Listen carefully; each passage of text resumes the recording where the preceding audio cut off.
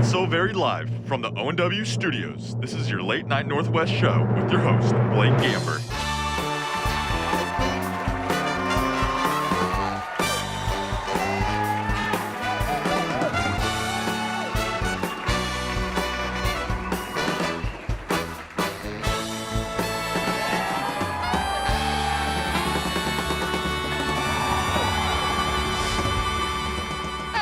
Welcome to the Late Night Northwest show for the week of March 8th. I'm your host, Blake Gamber. Real quick, I just want to say congrats to all of us. We actually had a spring break and came back to school. Isn't that great? So, funny story. I actually work at Austin's just down the road over there, and I saw a lot of teachers from here in West over spring break. It happens all the time, and people ask me, like, Blake, isn't that weird? And to be honest, no. I mean, come on. If I had to teach any of you anything, I'd need to get away as well. I'm joking, of course. Teachers are humans just like you and me. Only I don't have a 401k, and I have serious doubts that any of the teachers here are racing their cars in the warehouse parking lot off college. And if teachers knew what some of you did after school, well, yeah, I'm just not going to comment on that one. But man, dude, these last 2 weeks have felt longer than my last 3 years here at ONW. I'd rather watch Mr. Carter try to hold on to his youth for one more second in this school than be here any longer. Seriously, whoever decided to make all of our classes 90 minutes should spend a day in our shoes. You'll pray for another quarantine too. Alrighty guys, let's get to it. On this week's show, we have an in-depth, uncensored look at the first week of full in-person. Mr. Blow Everything Up Slavin is giving us a taste of what science has to offer. And lastly, we'll have the ultimate roasting session with our segment of mean tweets. Let's get rocking and rolling, Ravens.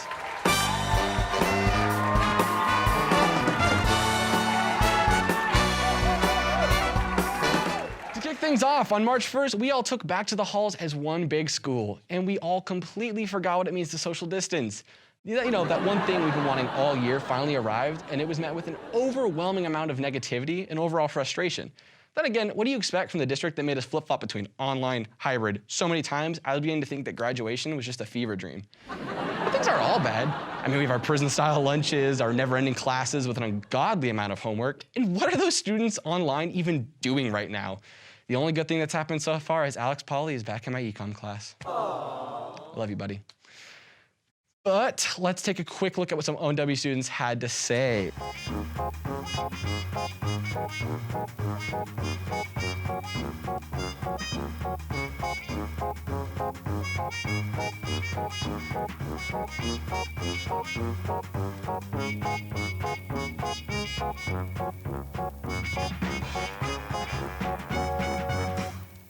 Yikes. Okay, so clearly students aren't too happy about what's going on right now. But can you blame them? I mean, over 445 students are graduating this year, though I have my doubts about Josh Burton. So 444 students, including I, are gonna remember this year all for just a useless piece of paper that says, congrats, you made it.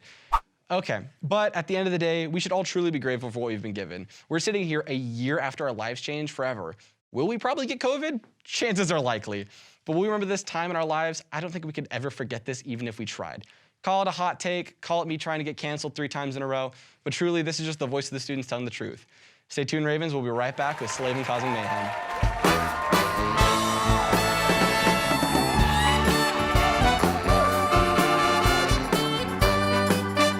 Hello, Ravens, and welcome to a new segment on Late Night Northwest, probably the first and the last one, but I'm alongside mad scientist, Mr. Slavin right here. How you doing today? Fantastic. I would like to, can I clear the air for a second? Go ahead. There have been 8 fire alarms in the building when I've been teaching in this place. I have been responsible for 2 only. Coach Clark has been involved in 1, the art department's numerous times. So I would like to just take this moment with the rapt audience to say, lay off me, it's not my fault. And the ones that I did start was science. It was for science. Justice for Slavin. Yeah, thank you. Justice for Slavin. All right, so you have not told us what you're going to do. We just came up here with cameras and lights, and so you do what you do best, and I would love to learn. Yeah. Okay, so the first demo that we're going to do, well, here's a really cool thing. I don't know. I just mix things together, and sometimes things happen. Sometimes it's cool. Sometimes it's not. I think people get degrees in chemistry. I did not. They just kind of let me hang out in the front of the classroom and point at the periodic table on occasion. So this yellow solution is that. Looks like Gatorade. Don't drink it. Don't? And this other solution is, I don't know, some kind of catalyst. I don't know. We're going to mix them together. Yeah. And it might work. It might paint your shirt a little bit. Oh. So I will say I'm going to step this way. You may want to go that way. Step that way? Just like now or like? No, wait. Do you want to do this? Go ahead. Oh God. You want me to do it? All right. Just pour it all, and then head Just that go way. for it? Yeah, go for it. All right. Wait, why are you shaking? It won't blow up. Faster. Faster? Okay. Good. Clear. Oh. See that? That's fine. That's pretty cool. It's kind of overflowing. Oh God. Oh yeah, it's I'm in trouble. oh my, it's You get this, can you smell it? Is it supposed to do that? I think so. All right. I think so. I mean, I don't know. Ooh, Yeah. it smells good. It's warm. Don't Ooh. get too crazy. You'll get a little warm. chemical burn. It's fine. It happens. Oh, It's all part of the fun. So That was fun. What was that called? serious name of it? Sure. Elephant toothpaste. That's the serious name? That is the real name of it. Okay. Another one's like Genie in a Bottle. No, that's I not don't as know. fun. That's not as good. Back when we did our mold day experiments, this is the one would go in a pumpkin's mouth, and it would look like the pumpkin's vomiting. That's the level of comedy that I did. Here's your real science there on that one. That is just a catalyst reaction that speeds up and releases a bunch of oxygen gas. Yeah. And there you go. It gets really warm. It's really exothermic. Still There's your only fancy word for the day. Fancy words. All right. Here. Can you see the balloon? Got it. Make Hold sure. on, don't, because this will be more entertaining and possibly bad, but. Ooh. Okay, so that is so. Don't be that close when yeah. this one goes. And I'll be in charge of this one. Okay, so this one is another one that depending upon the teacher that you have, it's really loud. It's a hydrogen and oxygen mix. That's a decently sized one, so yeah. So when this reaction takes off, those of you guys that are in here, you need to earmuff. Yeah, I'll be doing the same off camera. Do you want me on camera? Because I'm not gonna be. No, you're good. Good.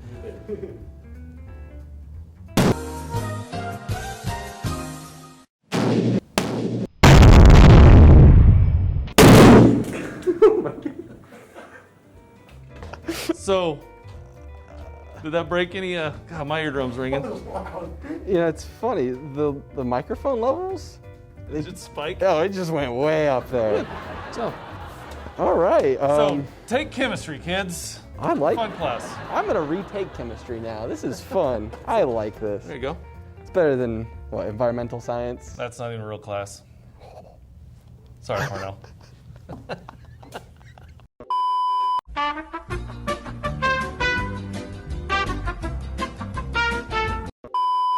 Awesome. Well, thank you, Slavin. I'm really wishing I had your class now. I think I'll just stay another year, probably. Go for that super year. Yeah, go for a super year for sure. Anything you want to say before we head back to the desk? Let's see. No. Have fun. Be safe. When are they watching this? Don't do anything stupid over spring break. Please don't cancel the show. Oh. Whatever you do, don't cancel the show. This one feels like it's going to make it the whole distance. This will go the whole way. Thank you so much. Can I shake your head? Well done. Good Awesome. job.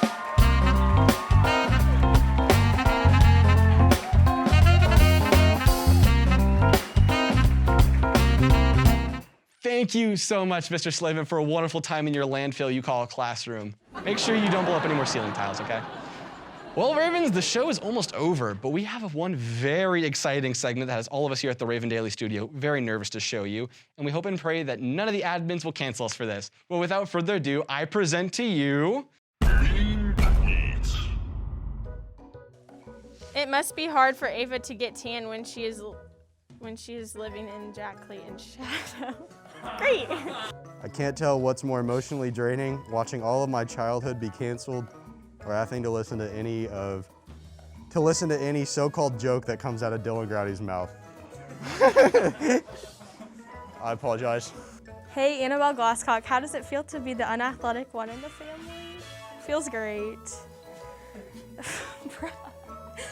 Kinsey likes to judge other people's relationships but can't stay in one herself. Ethan, oh God. How to react?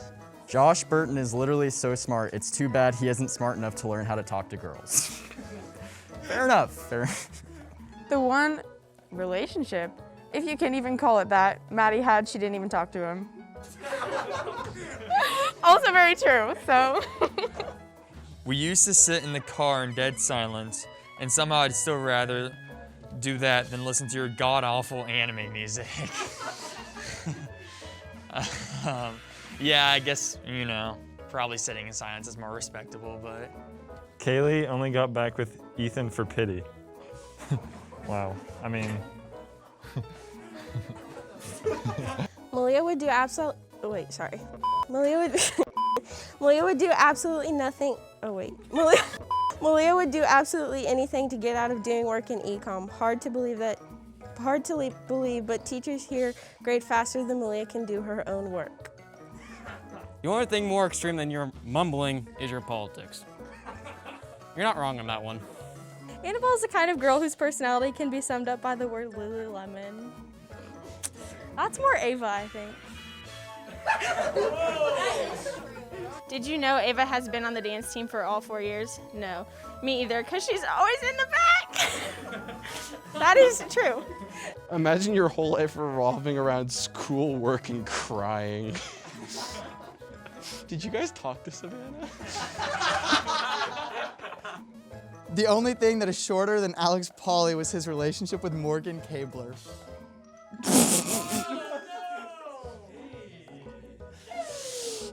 She graduated. It's cool. It's cool. It's cool. How does it feel after 3 years to still not make varsity baseball? Disappointing. Dylan won't admit it, but the reason his relationship didn't work out was because he was too busy making out with a picture of Ryan Anderson's Miata. What? Shout out to Ryan, but I hate that car. The freshman carried the girls' varsity basketball team. Would not want to be the senior on that team. Annabelle! Kinsey does photography to pretend like she actually has friends. Shut up, Ethan Goss.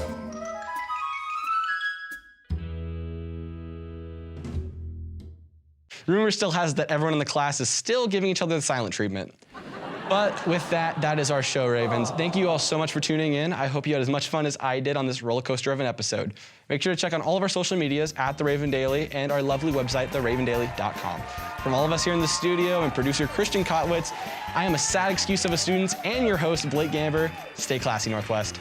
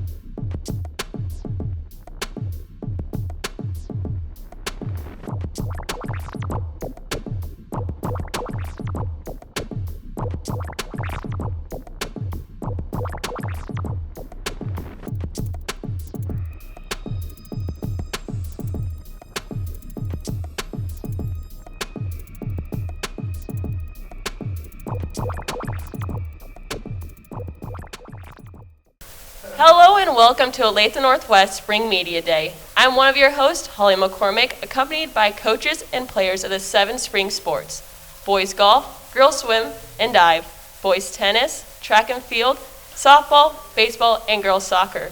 Thank you to all who are participating and answering questions, and everyone who made today possible. First sport we have with us today is boys golf, and to represent them is golf's head coach, Coach Grove, and 3 senior golfers, Will Brock, Max McGavran, and Grayson Walker. In 2019, the boys golf got third at regionals. The boys' first tournament was on Wednesday, and the team scored a 327.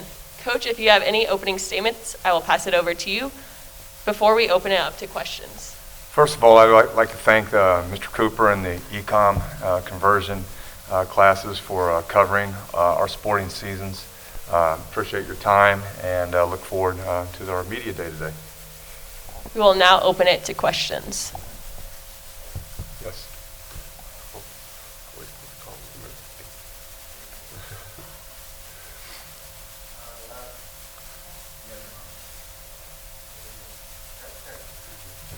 All right, there we go. I got a question for all the athletes.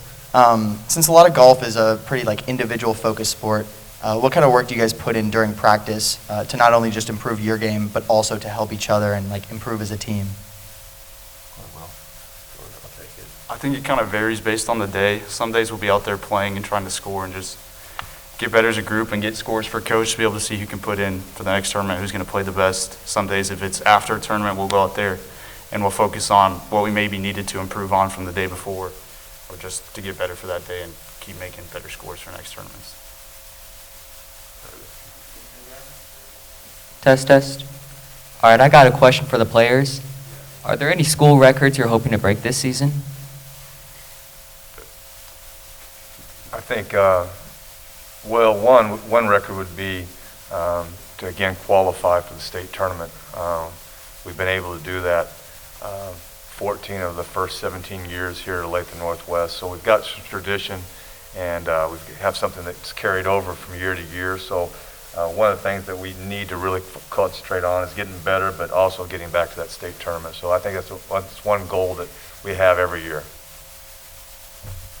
All right, any of the golfers can answer this question, but especially during the pandemic, what did off-season training look like, or how'd you guys prepare for this season?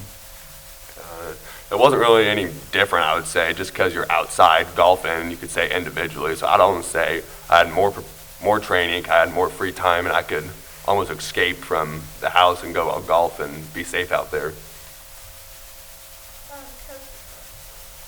Coach Grove, I have a question for you.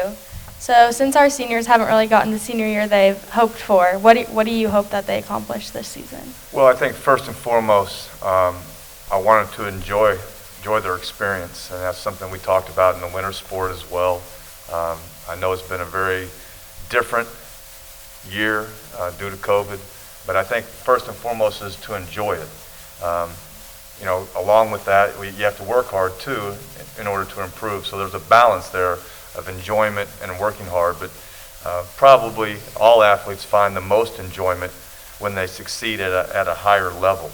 And there's some dedication and some time that has to take place in order for that to happen. But if we can do that and enjoy the ride, hopefully all seniors can go out on a really great note. This is for all the athletes. What is your goal for this season?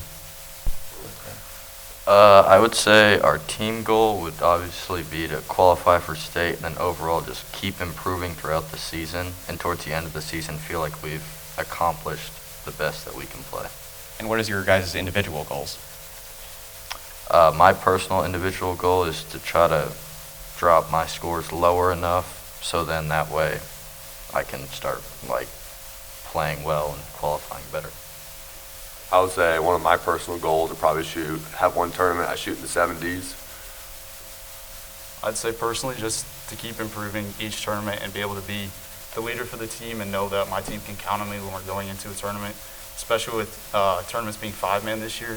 For most of them, each person's going to have to go out there and play well every day. So I think being able to be that player that my team can know and count on, that I'm going to come in the 70s and have a good score that's going to count will be important. I have a question for all the athletes. What is one lesson that you've learned through playing golf at ONW? Patience. I think one of the biggest things that Coach Groves definitely instilled in me is just trying to keep a level head throughout. It's a lot of pressure. It's hard to come in with high expectations, and if you're not performing that day, you need to keep grinding and not keep worrying about what was in the past and just keep pushing forward. So. I have a question for all the athletes in the team. With there just being a smaller team and there being few of you, how have you guys bonded, and what has that done for your team and your dynamic? I'd say the team itself is really pretty close. A lot of us, especially with golf, we go out on weekends and we get to go play together, and a lot of us do hang out outside of practice and outside of school as well. So I'd say overall heading to tournaments and just driving to tournaments, going out to eat, practices, everything, it's pretty fun. When they hang out, they wear their masks. Okay. I have a question for all the players. As you guys are all seniors, are any of you guys thinking of playing at the collegiate level?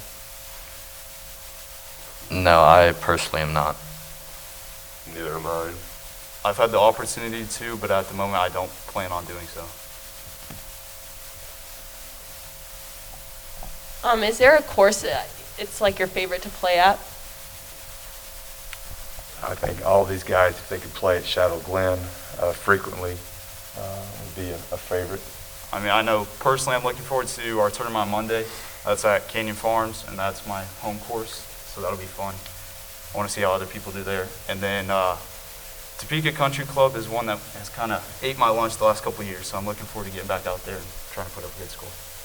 I would say my favorite course is probably Falcon Ridge, just because I live there, but unfortunately we don't have a tournament there, so. But we get to practice there a few days a week, so that's always fun. Yeah, I would say my favorite to play at's probably also Falcon Ridge. We will take one more question. So are you guys just as competitive when you're like golfing for fun? I would definitely say so. A lot of us, we try to play matches against each other, and it's kind of a competitive nature, especially with golf, with it being so individual, that you're going out there each day and you're trying to beat your teammates. And I mean, it's a team game and everybody needs to put up a good score, but at the end of the day, you kind of want to beat your teammates as well. So. That's all the time we have for boys golf. At this moment, we want to thank Coach Grove and his athletes for answering questions. Next up, we'll sit down with Coach Brandstrom and the girls swim and dive team.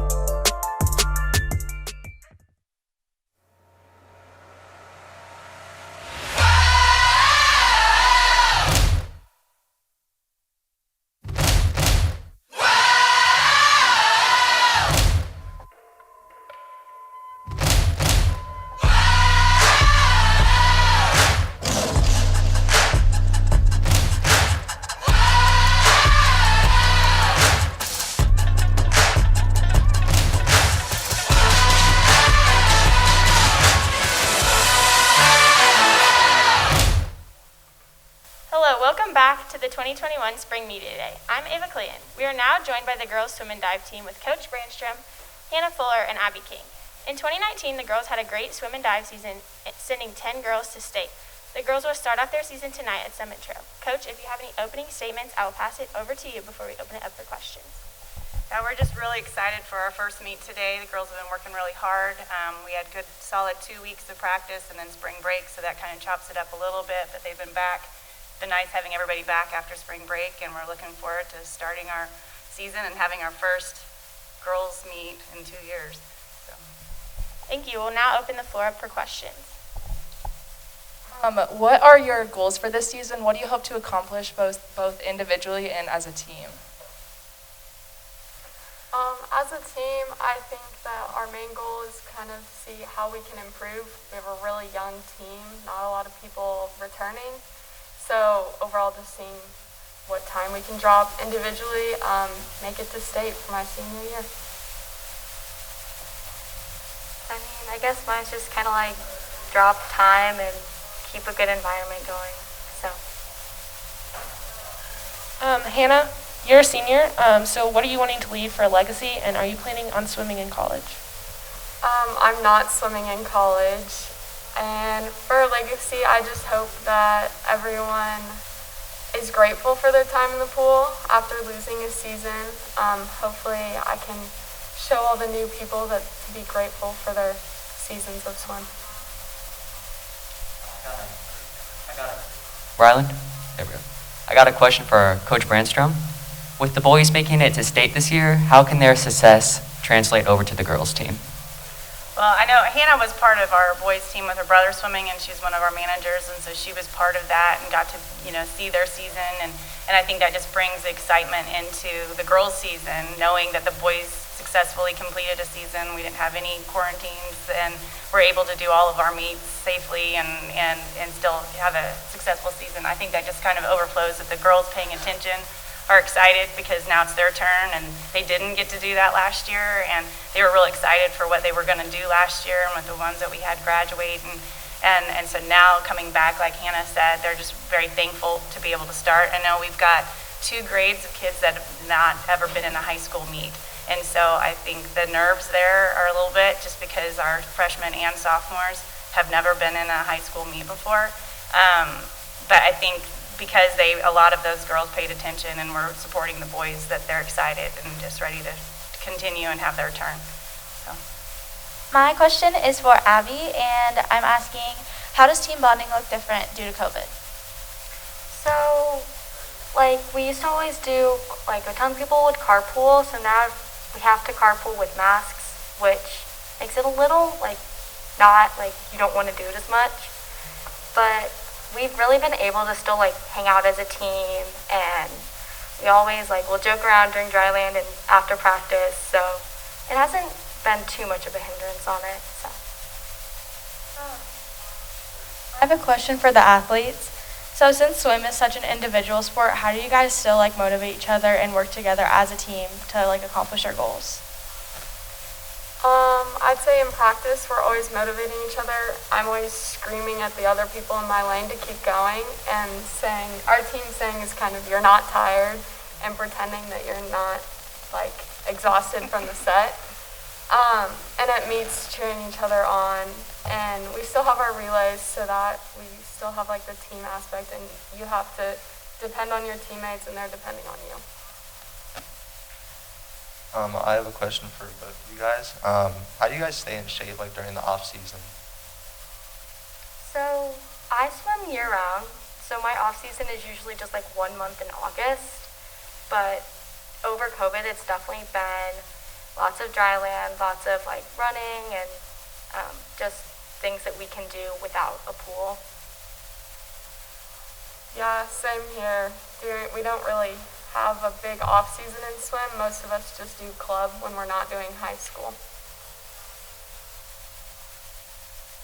This question is for the athletes. What is one piece of advice you would give to the underclassmen who are planning on swimming and diving this season? Maybe just don't take it too seriously. Yeah, you want to do your best and everyone wants the team to do well, but at the end of the day, it's about cheering your friends on and just letting loose, because when you get in your head, that's when the issues start happening. So.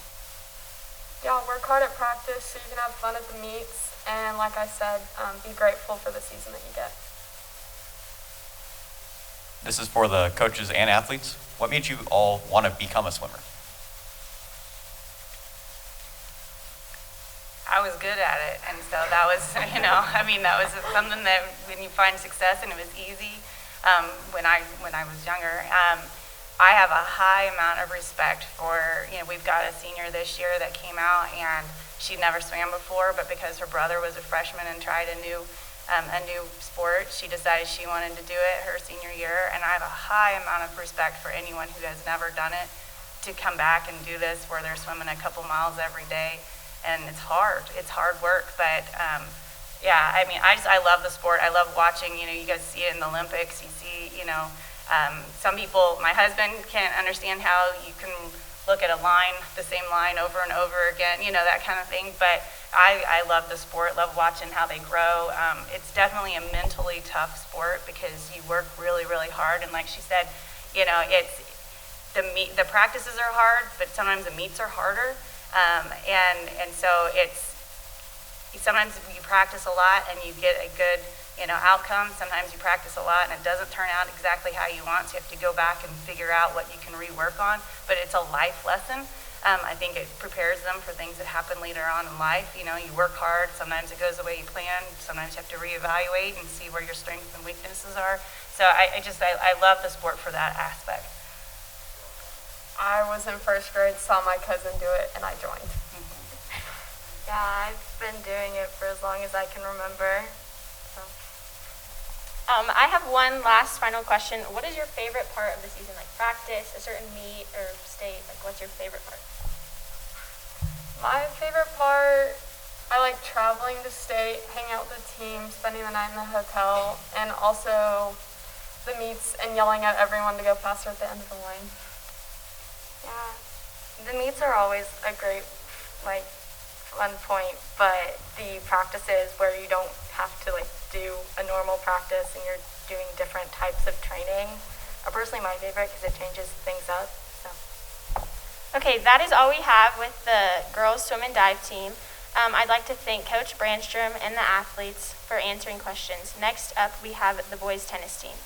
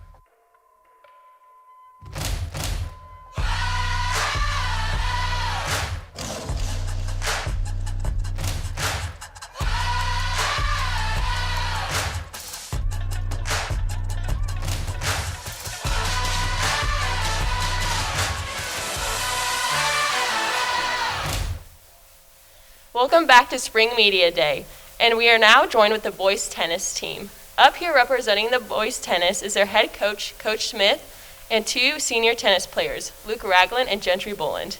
In 2019, the boys tennis finished 5th in the Sunflower League tournament and had doubles team qualified for state.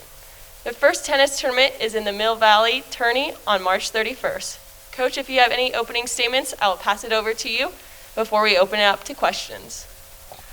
I'll just say I'm really excited to have a season this year. It was a big bummer when we got shut down. I'm sure all the other spring sports coaches are saying the same thing. But it was just really nice to go through the tryout process, see all the boys play, and then actually in the future, get to play some meets, get to play some meaningful matches. We're excited. We will now open it to questions.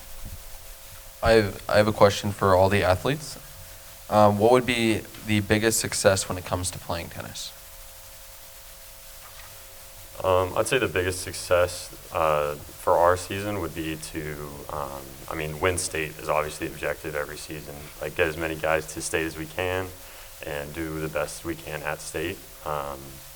We don't always have the team to do that, but when we do, I know we're going to make it there. So. I think if you just set a goal for the season and you complete it, then that can be your biggest success.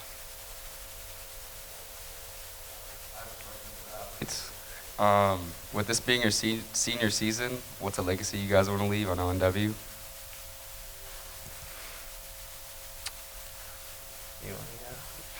Sure. I'd say the legacy that I would like to leave is like a positive team culture.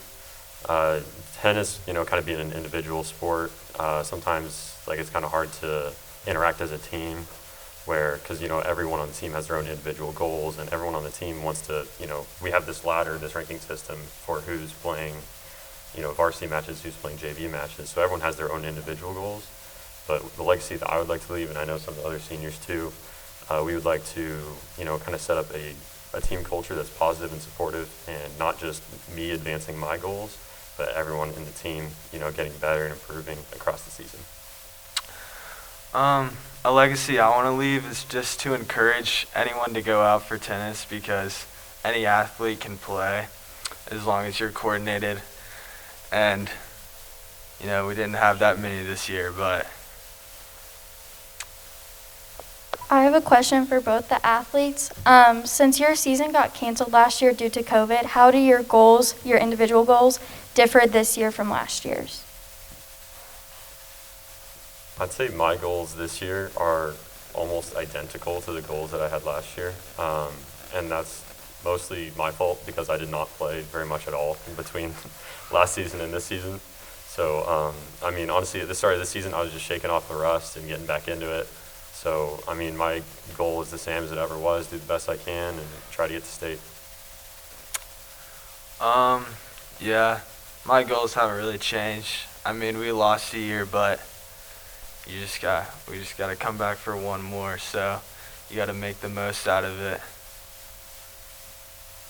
I have a question for the players. What's your guys' motivation to get back out on the court after losing the season last year due to COVID?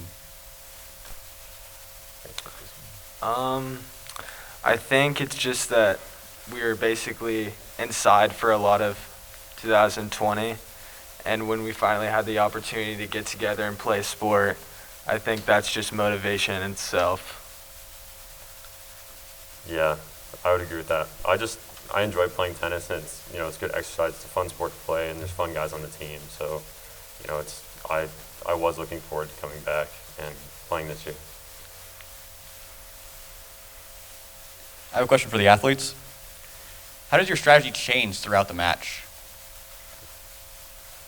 So strategy changes throughout the match, just kind of getting this active feedback from the person you're playing against. Like if they're playing well, they're not playing well.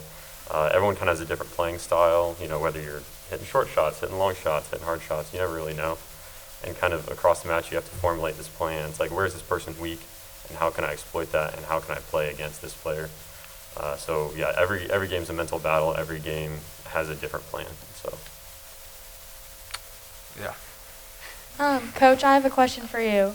So how did you change your coaching tactics with missing a season last year, and are you doing anything different this year to help them prepare?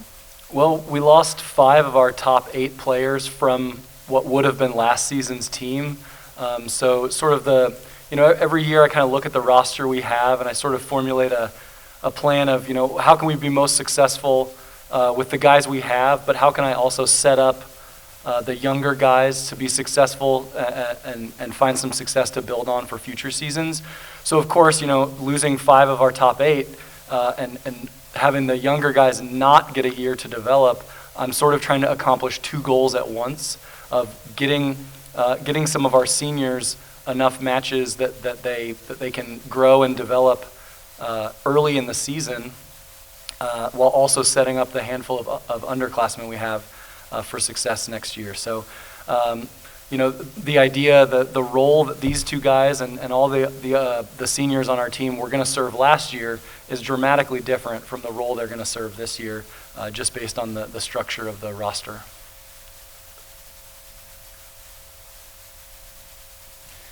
So Luke, you mentioned just a minute ago, you mentioned a mental battle while you're on the court. So what kind of things go through your head in the heat of the moment, and how would you combat that? So I'm typically a singles player, so it's kind of just it's a 1v1. You got one guy on one side of the court and one guy on the other, and honestly, things going through your head. You make a mistake, and you, like, just mentally, you can't let that get to you. Like, you can feel, when you're playing, you can feel momentum. Like, if you make a mistake, the other person has momentum. You know, you make a series of mistakes, you kind of start to get down on yourself. So across, like, kind of as the match progresses, you have to, you know, fight that feeling of, like, oh, I messed up, like, I'm not playing well, and get back into it and fight that. Because, yeah, your mental state is more than half the battle in tennis. Because if you're not focused, you're not playing well, and you're going to lose. Like, that's kind of the end of the sentence. And, yeah, you just have to just stay focused, stay positive, do what you know you can do, and play the best you can. This question is for all you guys. How does weather affect practices, and when can you practice when outside isn't an option? So some coaches, when it's rainy outside, they'll run the guys inside, you know. But with tennis, so much of it is just building that hand-eye coordination. So when it's bad weather, we just don't. We've all got busy lives. I think the last year plus now has taught us that we can't just focus on one thing. We can't just focus on one aspect of our lives. So if the weather isn't good for tennis, we're going to go do the rest of our lives.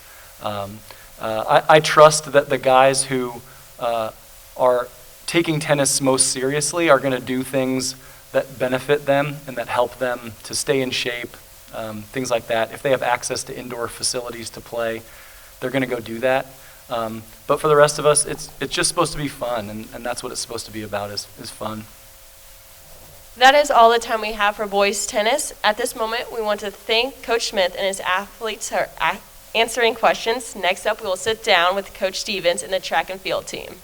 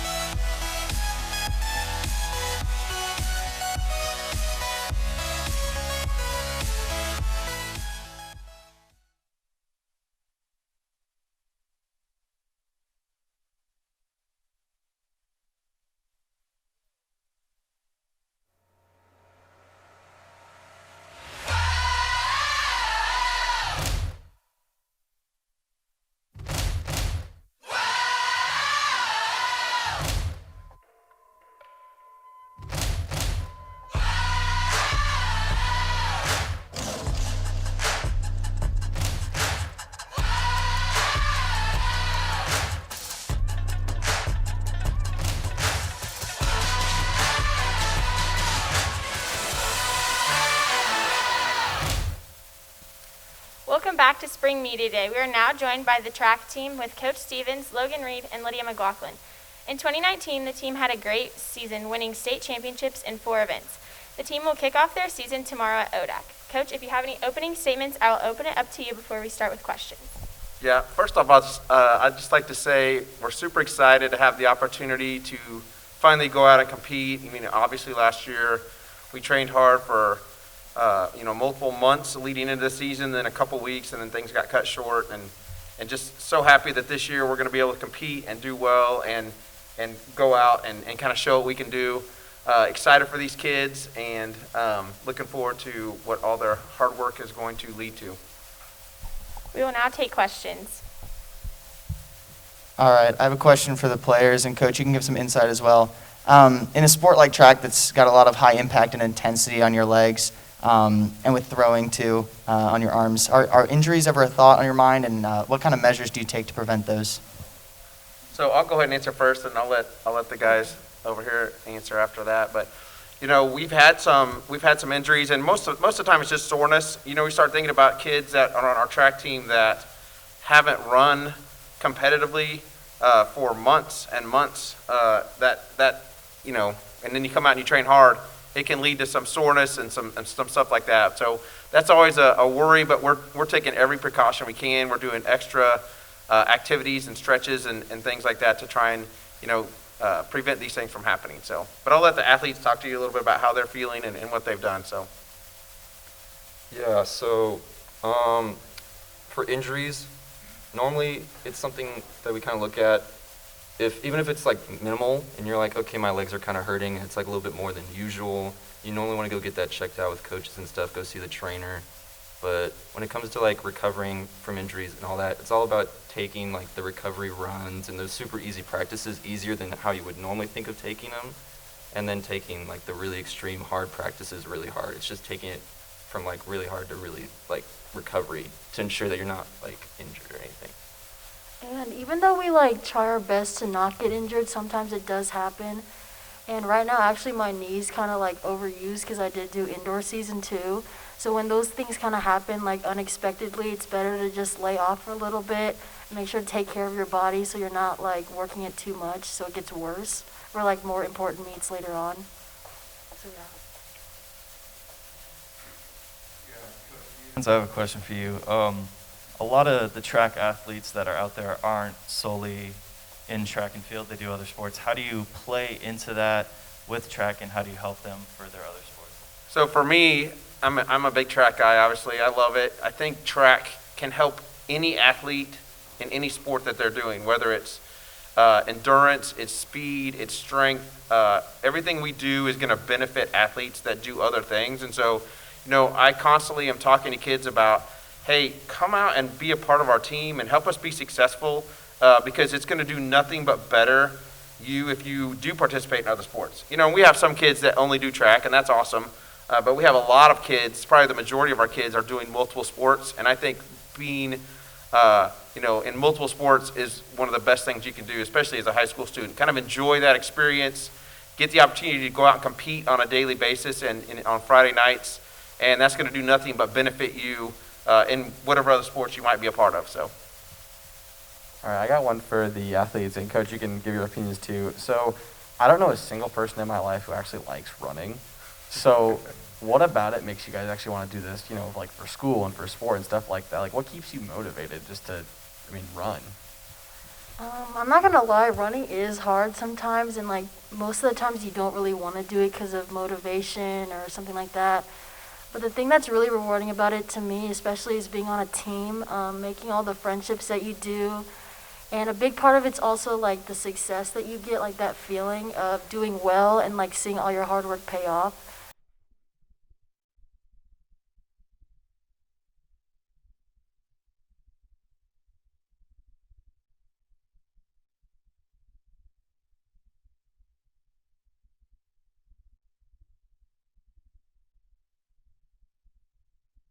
So you're like, okay, we got one more set of this. We got to make sure that like we're on top of our game, and we got to hit this set harder than the last set. And it's all about thinking about that motivation that will kind of get you there. And just to add real quick to that, like if you're someone that's a competitor, why would you not want to go out and just compete against other people, right? You're making yourself better. You're making your teammates better. I know track's got some individualized events, but it's also a team thing as we have relays. And then they have overall team scores and things like that that you can, compete in and be a part of. And so, again, if you're someone that likes to go out there and not only compete against yourself and break through some mental barriers and things like that, it's also an opportunity to meet some people and to have some great teammates that are going to help push you to be a better person. Following along that line of thought, Coach, you consistently see people feel like they're about to die, and at tracks, especially like with meets right before then or during a workout. How do you keep them to go that extra mile to right before they feel like they're going to drop? Like, how do you keep them in the game and keep them focused and ready to keep running?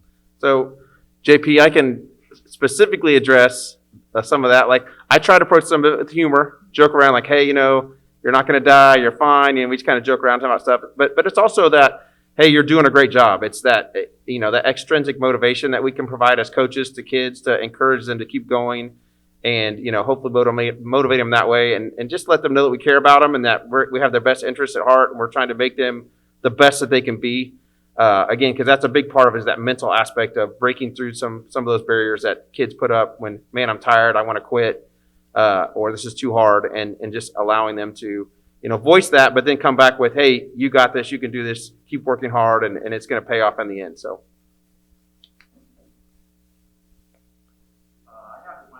Logan Reed, obviously you just committed to KU cross country, and I was wondering, what do you want to gain this track season that you can bring into KU cross country?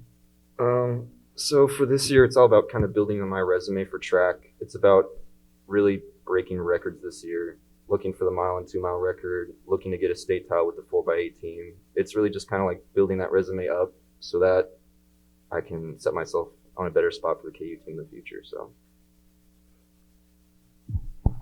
We have time for one more question. I have a question for the athletes. So obviously you guys lost your season last year. So how has that affected your performance for this year? So losing track season last year was, kind of a bummer. We didn't get to compete. We had about like a couple weeks of practice and we thought it was going to be go time until, we got the heads up about it. It's just been about staying in shape, just getting mileage under you, especially if you're a distance runner. I had goals going in for that season, but now it's like my goals have to get amped up for this year now. It can't be the same goals as last year because, I have to hit these times every year. And so it was just all about mileage and stuff and kind of getting prepped for the season. Yeah, to go along with what Logan said, the goals that I had last year kind of I didn't really see what I could do last year, so now they're going off of freshman year, so it's just a little bit more different than what I was expecting. Okay, that's all we have for the track team. At the moment, we'd like to thank Coach Stevens and his athletes for answering questions. Next up, we will sit down with Coach Lopez and the softball team.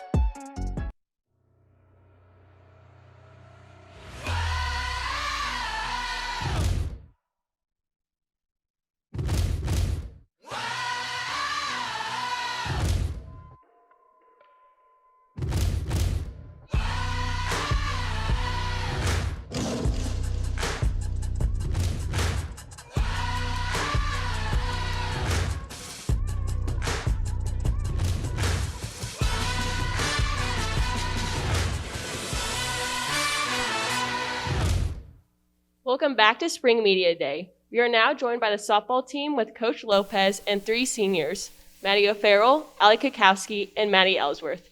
In 2019, the softball team had a great run at state and finished in 5th place. Their home opener is on Tuesday, March 30th against Lawrence Free State. Coach, if you have any opening statements, I will pass it over to you before we open it to questions.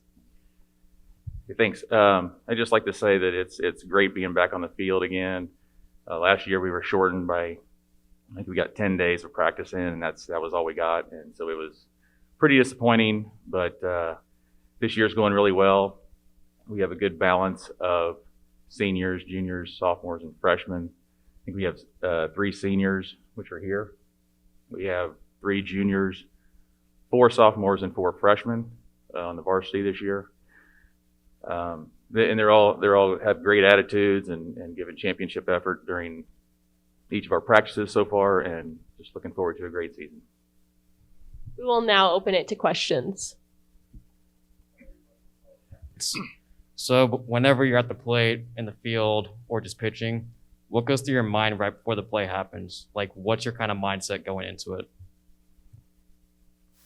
So this year I am catching for the team, and so when you're behind the plate, you kind of have to pay attention to everything. You have to know where all your runners are. You have to know how fast they are, so you can communicate with your team on where their play is going to be after the ball is hit. So there's a lot that goes through your mind as a catcher, and sometimes it's hard to focus on the right thing at the right time. But if you pay attention to everything all at once, then normally we can figure out where we're supposed to go. But we have to pay attention to multiple things at one time, so it gets challenging.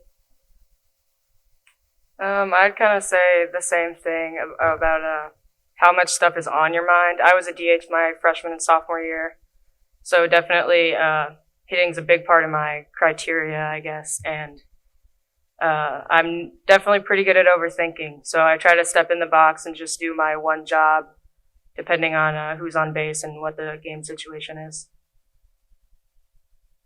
You just really have to relax through all of it, because if you put too much pressure on yourself, you're going to mess up. So you have to stay focused, but not overdo it. Question for the players. As seniors, what roles are you guys taking to become team leaders?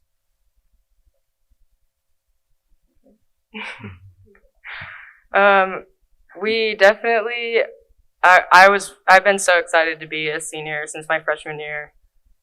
Everyone always looks up to the seniors, especially I feel like in girls sports, they need that reassurance. Yeah, I don't know. There's not many of us. We So help lead practice, so a lot of the girls, if they have questions, they'll come to us because we do help run the practices. We get they tell us what drills we're doing, but then we'll go first and we'll pretty much run all the drills. keep everyone in line. I have a question for all the athletes. So this is your last season at ONW. So what are you wanting to take away from the season, and what are you doing to prepare for your college season? I hope that we end on a good note. Getting some wins in would be pretty good. I'm not too worried about that, though. Definitely not overthinking that it's your last season. Every at-bat counts. If your last one's not good, you had the 100 before in the season, so. I just want to make an impact on the younger girls so they continue to play, because our numbers are really low. And they've started to go up, but just keeping them interested and engaged in the game, and then just going out and having fun. Same thing as Maddie said. You just gotta have fun, because, it's part of the game. If you overthink it, it's not fun. Coach, since all three of these seniors up here have committed to play in college, how does that affect how you're gonna coach them and lead the rest of the team? Well, them having committed to colleges is an amazing feat. It's something that they've been working toward, not only through high school ball, but through club ball as well, and just their entire lives. And it's been a special moment that they've been able to do that and have that opportunity.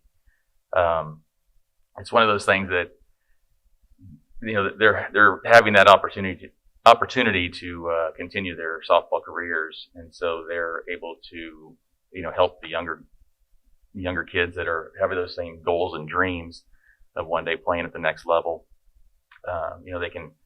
They can ask them questions and all that. And so it's how the process went with recruiting and just what are the ups and downs and the ebbs and flows of the whole situation. So that's it's just leadership. It's leadership by age, if nothing else. That they've been through it. They've experienced the phone calls from coaches and the emails from coaches and just the whole process. And so that's just something that helps experience will bring. I have a question for all the athletes. How important is the drive to compete when you're playing? The most important thing, in my opinion.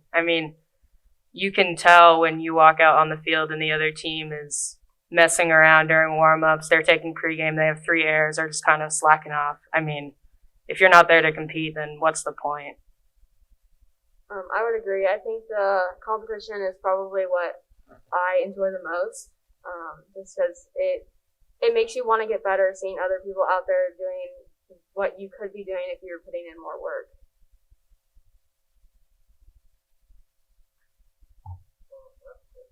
Athletes, since your guys' season got cut short last year, how did you prepare and practice for this season during quarantine?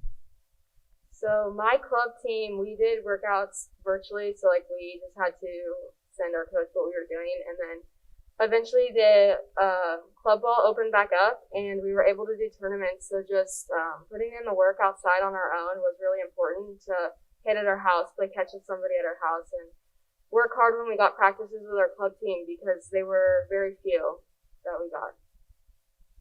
Yeah, I would say about the same thing. I mean, obviously you put in the work by yourself and with your most of the girls play club team throughout the summer and the fall. But yeah, I mean, getting cut short was hard, but we are fortunate enough in Kansas City area for the softball teams that we still got to have our full summer season. We'll take one final question. So for any of the athletes here today, what are some tips or just some pieces of inspiration for incoming freshmen that might want to enjoy a spot on the softball team? You just have to go out and give it your all, and don't care what other people think, because like I'm a multi-position player, and this year I'm playing a position I haven't played in over a year. So you just kind of have to go out and go play where you're put. Don't question it. Just go out there and try your best, and you'll have fun. Yeah, I would say as a freshman or as an underclassman, I mean, if you walk in and you're like, oh, that girl's a senior, she plays second base, that's my position or whatever, then you work your butt off and you find another spot on the field or try to beat the senior out. It's never set. You just have to practice like you play, because if you practice 100%, you'll most likely get to play more in the position you want to play. That's all the time we have for softball. At this moment, we want to thank Coach Lopez and his athletes for answering questions. Next up, we will sit down with Coach Setter and the baseball team.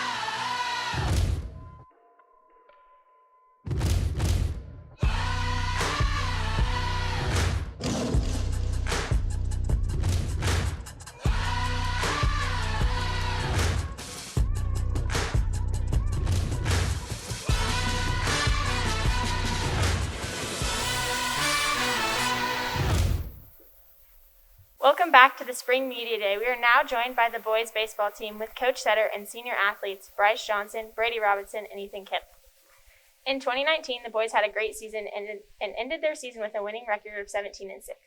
The team made it to state but lost to Mill Valley in the first round. So far this season, the team is 1-1 and will have their next game next Tuesday in Lawrence. Coach, if you have any opening statements, I will pass it over to you before we open it up for questions. Well, I just want to say that we're really excited to play this year. Obviously, as the other coaches have stated, it was really tough last year not being able to play.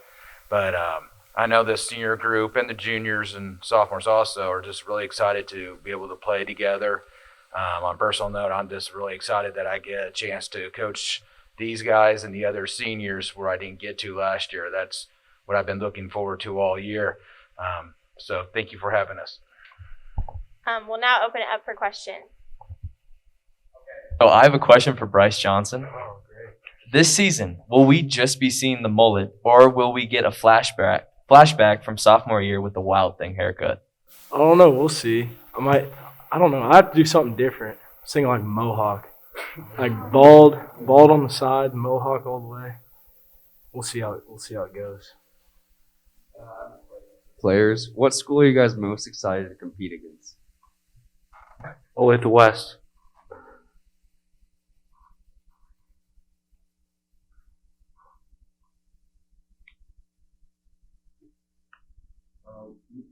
With baseball being a team sport, what is your guys' individual goals for the season? Go 500. That's a big one. And then just compete, win as many as we can, and I don't know. The big team thing is be the best version of yourself. So that's probably one of the main things. Just compete the whole season. That's pretty much it. So I have a question for the athletes, and Coach, you can give your thoughts on this as well. So I know I played baseball before I came to Northwest, and I stopped playing just because of the time commitment and stuff like that. I assume you guys probably have jobs too. So how do you guys reach that good balance of still being able to perform your best with your team and have an outside life and a school life and all that? I mean, most of my outside life I spend with the same dudes who I play baseball with. So most of my time is with the same people, and with work and all that. If I work during the season, it'll be on the weekends. If I don't. I mean, we're always together, so it's usually just the same guys always hanging out. So the social life and the baseball is like always the same. I'd say the same thing. For me, it's I got an awesome wife who understands just how crazy baseball season is, and I try to make it up the rest of the year by doing extra stuff during the rest of the year, but because it's tough being a coach's wife. So each of you three play different sports in different seasons, and how much of that has translated over to baseball, and how much of an impact does it make on your season? I think it's just the mental toughness, going through a whole season and practicing and playing games. That's pretty much it. Football definitely made them tougher, like physically. Used to be a little wimps before. Yeah, basketball kept us two in shape. BJ's had to catch up his cardio, but we've been ahead from basketball season. I don't have to go that far. I've got kind of a two-part question for the players. They go kind of hand in hand. So first one is, what kind of vibe or what kind of atmosphere do you guys try to keep in the dugout during games? And then along with that, if you had like a team soundtrack, what kind of music or what song are you choosing? We got "Let Me Clear My Throat" by DJ Cool. Coach Setter put us on that freshman year. And then vibes in the dugout. Just try to keep it alive. Keep it as crazy as you can. Everyone's loud. Get in the pitcher's head. You gotta be rowdy. Coach, so you have some seniors on your team, obviously, but what underclassmen are you expecting to step up this year to take on the role of leaders next year? We got a really good junior class. We actually kept more juniors than we ever have before in the program's history. But I mean, Carson Reeves has done a really good job starting off. He's our leadoff and left fielder, and Ethan Sadler's doing a good job at third. We got Luke Pavlovich. We got Camden McKernan, who's fighting through some injuries, but he's going to be a big asset for us for these upcoming years. Steve Mesa, Jr., he's also doing a lot for us. So, I mean, we got a good group of juniors on JV, too. I mean, we got such a good group of seniors that one of the nice things for us, so many times we have athletes who think that they should be playing varsity as sophomores. And then if they're not playing as juniors, they get all let down. We've had guys who played JV as juniors and became all-state first teamers as seniors. So the one thing that we really preach in our program is, hey, it's okay being on JV because next year you'll get your chance. We've been very lucky with that. This is to everyone on the board. What is your individual goals and your team goal? Well, I mean, the one thing I individual keep stats, like what do you plan on improving the most? I know, and that's the thing is I really preach, and the guys really bought into it. You know, our goals is to be the best version of ourselves, and then the outcomes will happen because of that. You know, we don't use the S word any, because that's an outcome. We want to see our goals is to be the best team that we can. And just to look back in our season and go, man, we were the best we could be. We had a good time. We fought, we competed. That's all I ask. And we got a great group of guys, and I know that they're going to do that. Now, for individual, I'm sure they all have some individual things that they want to accomplish. I mean, really just compete and push the underclassmen for next year. That's pretty much it for me. Yeah, just be happy with what I did after the season. Finish the season with no regrets about things I did wrong or things I wish I would have done.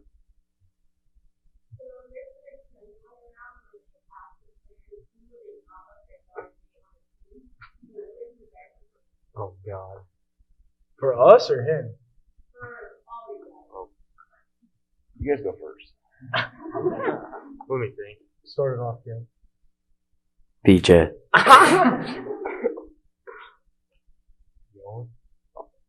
I'll go with Brink for sure. Mesa for sure. I do have a daughter who's going to be high school next year. I'm not going to let her date any baseball players. We have time for one more question. I have a question for all the athletes. What would be the best personality trait to add to the team? I think we got them all covered. Yeah. I don't know. Anyone who's wild, crazy, focused on the goal, doesn't care about anything except for team. And someone who wants to compete hard. Yeah, we need someone vocal, like crazy, just nonstop talk. Yeah, I mean, to finish it up, I think it's someone who's comfortable in their own skin too. To be a good varsity player, you got to be able to take coaching from the coach, and I really try to push the players to help coach each other too, and be able to take coaching from each other. That's all we have time for with the baseball team. At the moment, we'd like to thank Coach Setter and his athletes for answering questions. Next up, we have Coach Graham and the girls soccer team.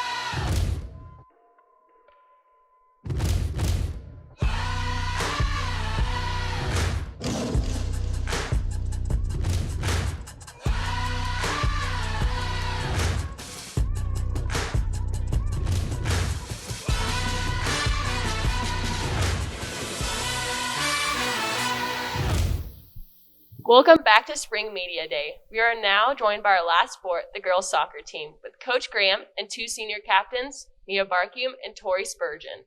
In 2019, the girls soccer team had a great run at state and finished third after losing to Washburn. The ladies' first game was last night against Shawnee Mission Northwest, and the game ended in a 0-0 tie.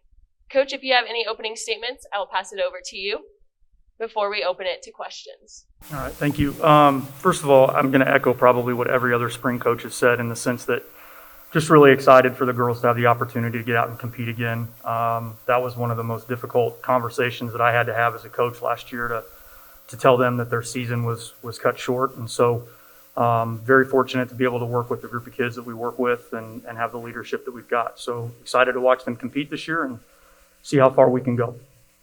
We will now open it to questions.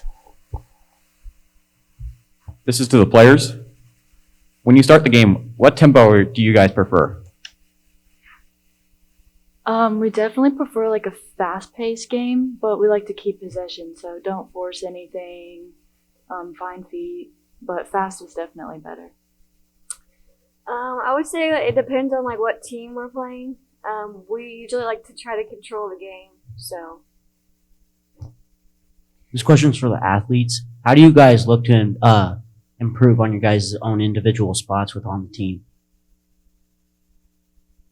Individually, I'd like to have a shutout season. I'm a goalkeeper, so I don't want any goals scored on me. I think as a team, we can improve like our culture. Definitely, we're a very young team, so that would be good for us. Yeah, individually, I'm a defender, and as me, I just like, it's like working with our back line. Like, it's a big deal to like have good communication back there to keep everything organized. Yeah. So this is for the players. So going off you guys last night, you guys had a tie, and I'm not a big soccer person, but I feel like ties probably aren't nearly the most common thing in soccer. So when something like that happens, do you guys like take that as like a personal loss? You said you guys were evenly matched. Was it you guys weren't good enough? Like, what is it in your guys' minds when you guys end up with just a tie like that? When we ended a tie, it was definitely hard last night, but like I was really proud of how we played, so I think that's all that matters. Like, we battled till the end. And Shawnee Mission Northwest is a great school, and the first games of the season are definitely hard because everyone's finding their rhythm as a team. So I think a tie last night against a good team like that is good for us. This question's for Mia. I know you're a dancer as well. How do you balance soccer and dance during the season? It's difficult at times. It just takes communication with both of my coaches. I try to balance that as best as I can. Sometimes I have to miss like another activity for something else. But at the end, it's like definitely worth it. I love both of them. I have a question for Tori. I was able to play with my sister for basketball. How's it like playing with your sister for soccer? It's exciting. Yesterday was our first time ever playing together, and she plays the 6, which is a defensive mid, which is in my range for who I talk to on the field. So I definitely have to be careful for what I say to her because I know I'll hear at home if she likes it or not. But it's fun. I'm excited for what the season holds for us. I think it can make us a lot closer. For coach and athletes, being a soccer player myself, I feel like it's taught me a lot of life lessons. What have you guys gotten from it in the past, and what are you looking to carry on if you're looking to play in the future? And coach, what has it taught you to, coach for so long, and what has it brought for you personally as well? I feel like you're saying I'm old, JP. For me, I think that one of the things that I've learned is that, as a coach for both the guys and the girls at the high school level, every season is different and presents different challenges and different opportunities. And so having the opportunity to work with a group of kids over the course of the season and try and push and develop that group, and then you kind of look at it and reflect back on what went well, what didn't go well, and what do I need to do better to try and organize myself for the next season. And then it just is going to be a very different season because of the different players that come in. But I think regardless of whether it's soccer or any sport, I think that there are so many different life lessons that can come from it. So. From soccer, it's not only like taught me like individual stuff, but like it's also taught me like how to work with other people, and like teamwork is probably the most important piece that I've learned. Communication is definitely very important too. I feel like in any job, you're going to have to talk to people, and soccer, especially the goalie position, I direct people. So I feel like that's going to be really helpful for later on. Graham, what formation are you guys going to play this season, and why did you choose it? So we're lined up right now in a 1-4-3-3. So we'll play with 3 forwards, 3 mids, and 4 backs, and then obviously our goalkeeper. That's from past experience with me. That's the formation that I like to play. But you also have to, as a coach, look at the personnel that you have and whether those players can fit that particular style. And we do have a very young group this year. And a lot of even our sophomores that were on varsity last year, last night was their first varsity experience as well. So we go into the season with the idea that this is the way we're going to play. If we need to make adjustments, then we make adjustments. But it really is dictated by the personnel that you have. So. For coach and athletes, since you had such a long off season, how has that affected your coaching style, and how have you guys been preparing in the off season for this season? I think we're fortunate in the sense that for soccer, even though COVID shut down our high school season, I wasn't too concerned about them being prepared because they got to play. So their club seasons went on as normal. For me, I'm actually glad that I had the opportunity to coach during the fall with the guys, because I can't imagine being told last March that we wouldn't have a season and then not coaching again until now. So having the opportunity to work with the guys in the fall was definitely a help. Yeah, even though high school was canceled, we still had club soccer tryouts like normal, and that was totally normal. Like, we still got to play, and that really prepared me for the season. Club definitely kept me in shape, and even though it's a lot different than high school, I play a completely different formation with my club team than I do for high school. But it still kept me on my toes and helped me prepare for the season.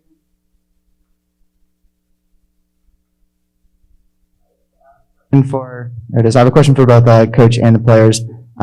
Last night, obviously a very special night after, like we mentioned, what was basically a 2-year off season. Is there a moment or an aspect of the game that like really stands out to you, or was it just kind of natural, like as soon as you hit the field? For me, no, it's not natural. Like there were 2 moments. Number one, just the kickoff, right? Because that moment of the game starting was awesome. And then the other part for me was just the crowd. Hearing people in the stands was fantastic, because even in the fall, we didn't have that really opportunity to get the numbers out. So having people in the stands and being able to hear them last night cheer the kids on was excellent. So. I was excited all day for the game. I couldn't wait for it to come. But probably my most favorite part is when we came off the field before we went into overtime, how excited and amped everyone was to go out there and still play. I'd have to agree with Mia. The game ended, and the younger girls didn't really know what was going to go on, and so we had played 2 10-minute overtimes, and Shelly, our other coach, gives us a great pep talk. We all look forward to it, and it really hypes us up, and the energy that we came out onto the field with was great. We'll take one final question. Said that the team was very young this year. And Coach, you can get your input on this too, but what's the bonding experience been like between the freshmen or the underclassmen and the upperclassmen? We definitely need to work on it because we are so young. We don't have very many upperclassmen at all. And so we have team bonding planned, and it's been really fun to get to know the younger girls and how they feel about playing high school and all of their nerves. They're all super excited, and I love it. Playing with them is really great.